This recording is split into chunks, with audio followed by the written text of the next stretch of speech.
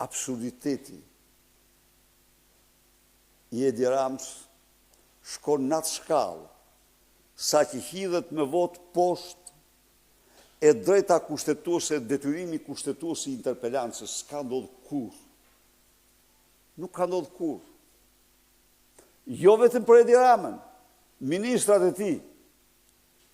Thirret për interpelancë ministri i Shtetësisë për krimin monstruoz të njerëzimit që është lënia pa ilaçe të smurëve me procese neoplazike. Dhe narkoparlamenti voton kundër interpelancës. Pra, kemi të bëjmë me një konfiskim të plot të parlamentit. Atëherë, cila është zgjidhja? Parlamenti në shesh. Tani, vim tek ajo thirrja. Nuk mund të ketë asnjë lidhje. E kam thënë, e them, absolutisht për çdo gjë. Jo vetëm për atë, po për çdo gjë. Sa herë të thirrem, unë do shkoj. Qoftë gjykat, qoftë prokurori. Sepse ai është ligji jashtë të cilit sistemi nuk mund të funksionojë. Jashtë të cilit. Dhe unë nuk kam refuzuar kur ftesën për të paraqitur. Por, në rastin konkret, një radhë parë shtro pyetjen ti. Pse nuk u thirr Sali Berisha 12 vite pasi iku nga pushteti? Kush e pengoi? Nga viti 2013, çështja është hetuar, ishte duke nga 2013 a gjerë para 2 javësh. Pse nuk u thirr? Kush e pengoi? Cili institucion kontrollon të Sali Berisha? Ina Ramën apo Arta Marku? Asnjë. Nuk u thirra as dhe një herë të vetme.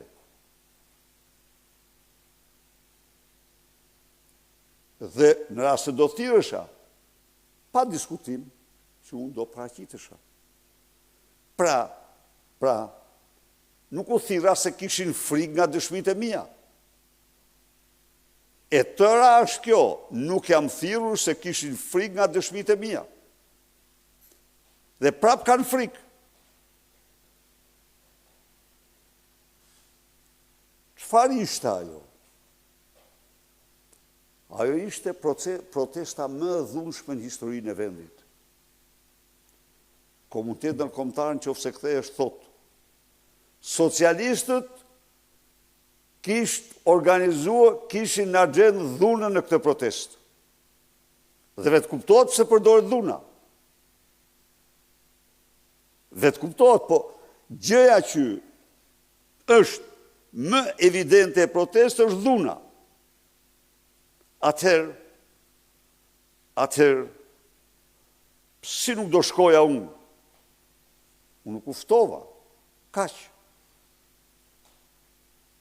Po, prap dalë tek e para, unë i përgjigjem çdo thirrje sepse ligji e parashikon. Dhe jashtë atij ligji, ai sistem nuk funksionon dot. Nuk kam marrë kurrë në telefon. Prokuror t'i them, kush je ti që i heq zëvendës kryeministrit pasaporte apo bën këtë apo bën atë? Kur? Ju qeverisime, zëvendës kryeministrit ka shkuar para prokurorit. Ministra kanë shkuar para prokurorit, kanë dhënë dorëheqje, njëri prej tyre. Ka patur standard tjetër. Edhe ky standard, mendoj unë është standardi civilizuar, është standardi demokratik, kurse mos dorëheqja është standardi i korrupsionit. Dorëheqja nuk ka të bëjë as me fajësimin, as me mos fajësimin.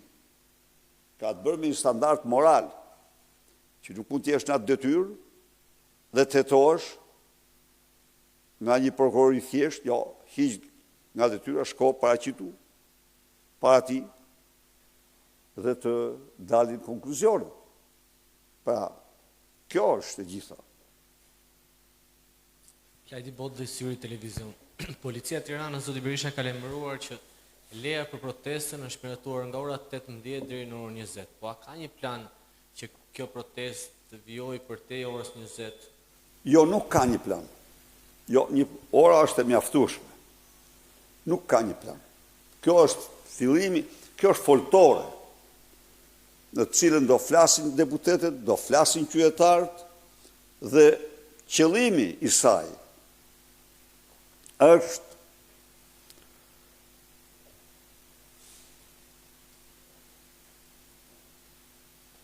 të ftojmë shqiptarët dhe të bindhim shqiptarët se rruga e vetme për ata që duan të votojnë të lirë është protesta. Nuk është një punë e thjeshtë, nuk është një moment. Jo, ne hapim siparin e protestave. Do punojmë fort për protestat të mëdha, për protestat kombëtare, për protestat qëndrueshme. Pra ky është vetëm, do të thosha unë, hapi parë në këtë alternativë e cila është e vetmja. Nuk ka një alternativë të dytë. Ndaj dhe